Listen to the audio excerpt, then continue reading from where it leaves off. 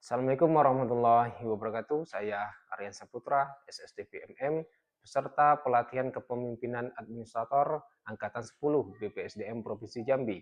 Saya akan memaparkan jurnal yang berjudul Membangun Budaya Akuntabilitas dan Manajemen Kinerja Kolaboratif di Tingkat Kecamatan melalui Transformasi Kelembagaan. Perubahan paradigma birokrasi menuntut ASN, terutama pejabat administrator seperti camat, untuk tidak hanya menjadi pelaksana teknis, tetapi juga pemimpin transformasional. Pelatihan kepemimpinan administrator PKA melalui mata pelatihan akuntabilitas kinerja, hubungan kelembagaan, manajemen kinerja, dan standar kinerja pelayanan memperkuat pemahaman saya dalam mengelola kinerja secara akuntabel, menjalin sinergi kelembagaan, dan mendorong pelayanan publik. Akuntabilitas kinerja dalam konteks organisasi publik tidak hanya menyangkut pertanggungjawaban administratif, tetapi lebih jauh mengarah pada tanggung jawab moral dan profesional kepada masyarakat. Dan berdasarkan modul akuntabilitas adalah kemampuan organisasi untuk menjelaskan dan mempertanggungjawabkan setiap penggunaan seperti penggunaan sumber daya publik.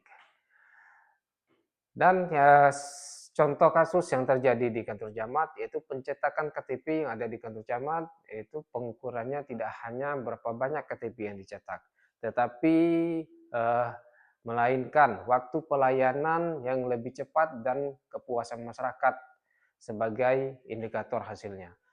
Dan yang kedua, manajemen kinerja.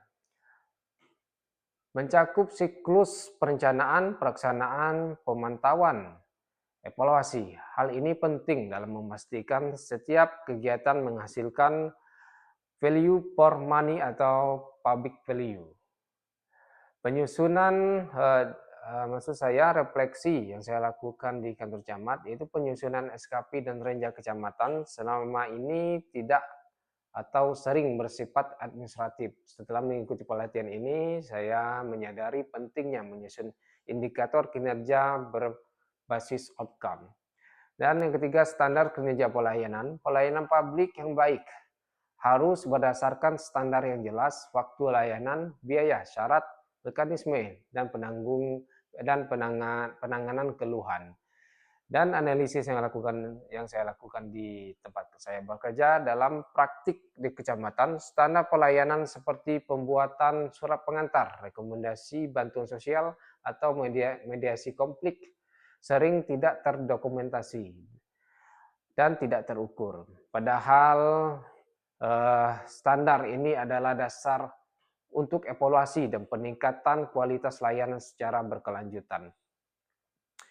Dan yang keempat, hubungan kelembagaan.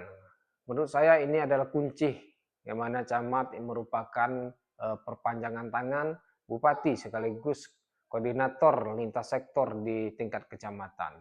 Contoh konflik yang terjadi di kecamatan, camat sangat berperan atau mempunyai posisi strategis dalam mengkoordinatorkan penyelesaian permasalahan-permasalahan yang terjadi di kecamatan tersebut. Diagnosa organisasi kecamatan yang saya lakukan, yang pertama terkait kelemahan. Belum semua layanan berbasis standar atau minimnya digitalisasi, rendahnya keterlibatan masyarakat. Dan yang kedua, kekuatan jejaring tokoh masyarakat dan lembaga adat sudah terbentuk. SDM cukup adaptif.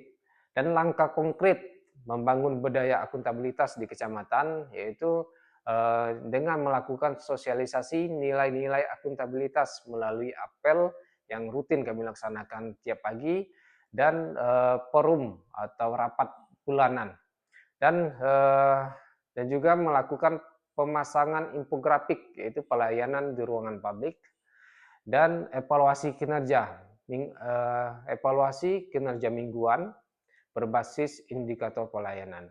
Penyusunan roadmap peningkatan kinerja kecamatan 2025-2026, target di tahun 2025 ini ada 3, yaitu fokus kinerjanya yaitu standarisasi layanan, strategi dan indikator yang menjadi pengukurnya, yaitu semua layanan kecamatan memiliki SOP.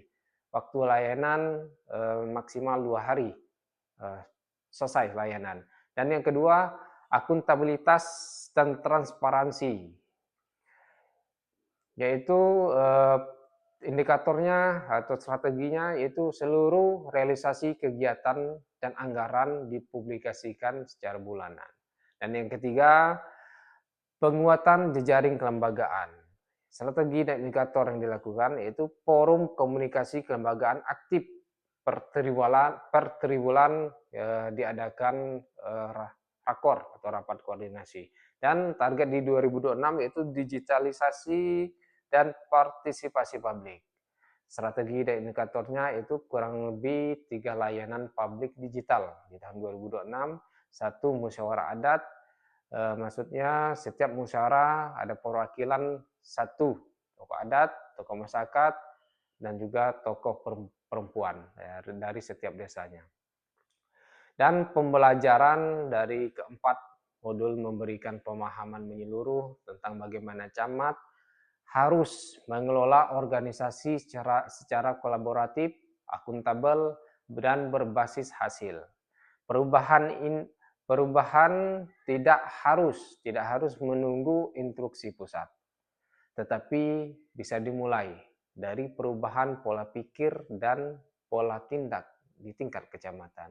Sekian penyampaian dari saya. Terima kasih, semangat untuk pejuang di wilayah kecamatan. Wassalamualaikum warahmatullahi wabarakatuh.